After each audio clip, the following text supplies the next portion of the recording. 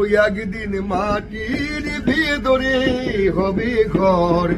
রে মন আমার কেন বাঁধো দালান ঘর?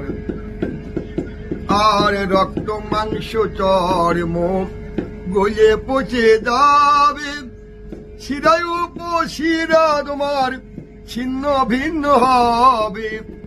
মূল মেরুদণ্ড হবে লণ্ড ভণ্ড, পড়ে রবে পথের উপর।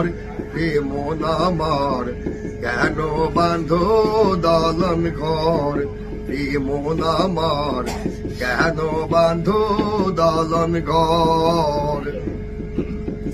প্রাণ পাখি উড়ে যাবে দেহ পিঞ্জর ছেড়ে, সবই রবে ধারা ধামে তুমি যাবে চলে।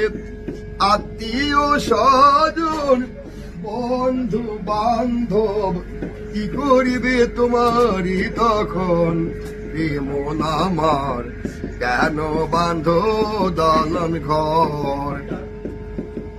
আর যে অঙ্গের গৌরবে পরে তো পোশাক, টাকা পয়সা সোনা দানা রাজকীয় সাদ, সবই রবে ধারা ধামে তুমি যাবে চলে।